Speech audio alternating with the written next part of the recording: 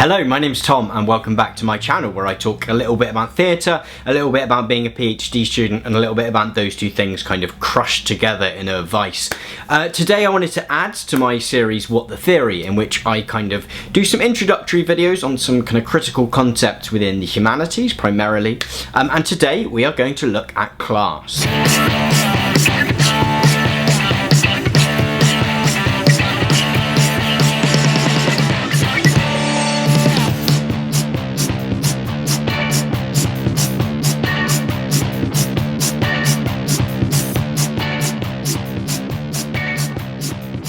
Broadly speaking, class, or social class, is a way of breaking down society hierarchically, so we can compare how much power an individual or group of people has in comparison to another group or individual within the same society. Colloquially and in political discourse, we often hear terms like middle class or working class thrown around, but what I wanted to do today was foreground two particular theories which provide a theoretical underpinning for that notion. Now, it's worth saying that class has taken many different forms across time and across geography. So today I'm primarily speaking about class as it relates to contemporary capitalist societies. Feudal systems, caste systems, and those involving slavery all have a deep interrelation with class, but they sit slightly outside my field of knowledge, so I will leave it to someone else to create a wonderful YouTube video about those. A useful place to start with class in contemporary society then is with Karl Marx. Marx saw class not just as a theoretical concept or social construct,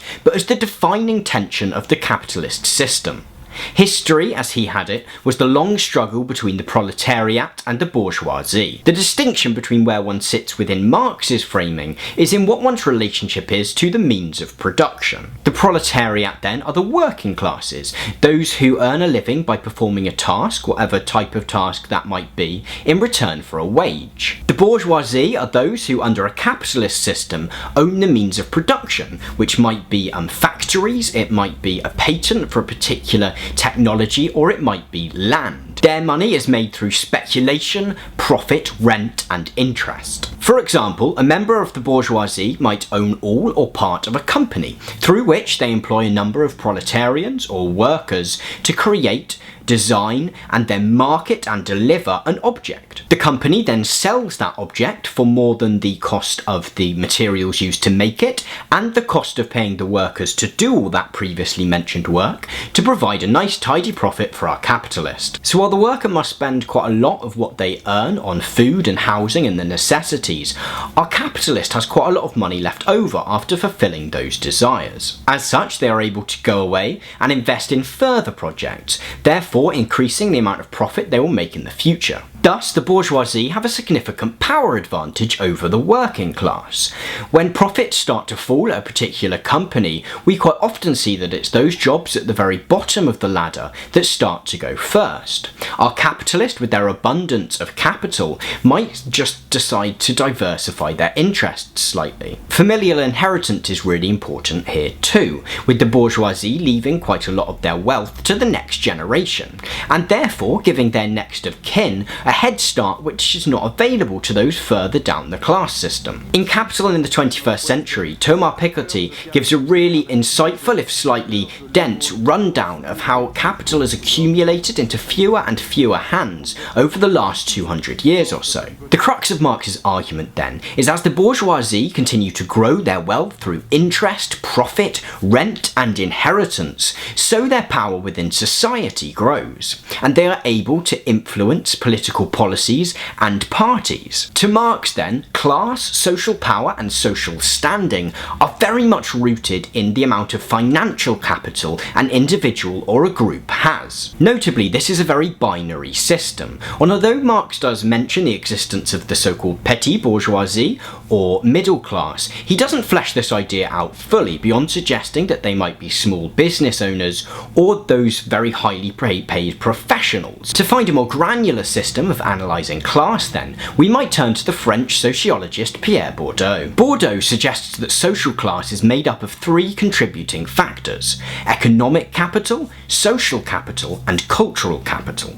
This is a slightly more complex system, but allows us for a slightly more specific analysis than the orthodox Marxist approach. Economic capital works much the same as it does in Marx's system, recognising how much economic power an individual or group has within society. Social capital then acknowledges the social or familial relationships that an individual or group might have that might give them a certain advantage in life. For example, having a friend of the family work at a particular firm who can introduce you and perhaps get you a job might count as being an aspect of social capital. Cultural capital is perhaps the most complex notion within Bourdieu's theory, and refers to how the aesthetic tastes that we are kind of taught by the society around us as we are young subconsciously guide us towards a certain position in life. Certain activities are related to certain social classes. For example, in the UK, going to live football might be deemed a working class activity, whereas going to the opera might seem like quite a bourgeois activity. There's a similar distinction between hip-hop and classical music. But we can also extend this notion beyond to potentially the clothes that people wear, the way they talk, their accent, or the food that they choose to eat. All of these things count as class markers on a person.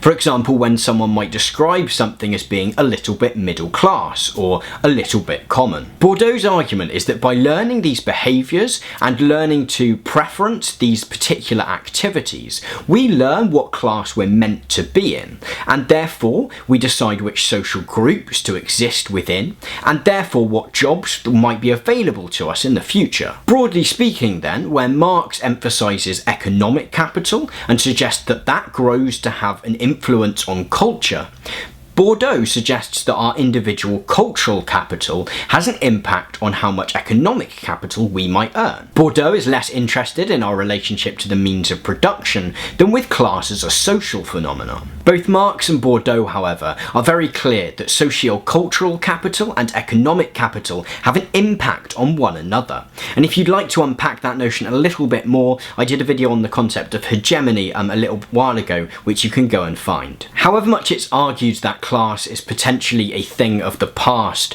I think by using some of the methods that I've brought through in this video, we can see that it's actually at the very heart of contemporary society. Financial inequality is indeed growing across the globe, and within it the distinction between classes. Therefore, in any critical approach to the humanities, to culture, or the social sciences, I think class has to be in there somewhere, and it's really key to unlocking the empowerment or otherwise of an individual or group within society. Thank you very much for watching this video. I hope this has given you a few tasters of some concepts of class and maybe some ideas of where to go off and look for slightly more deeper reading somewhere else. Thank you very much for watching. If you've enjoyed this video, please do give it a thumbs up, or let me know down below if there's any subjects you'd like me to cover in the future. That's always super handy. But thank you very much for watching, and have a great week.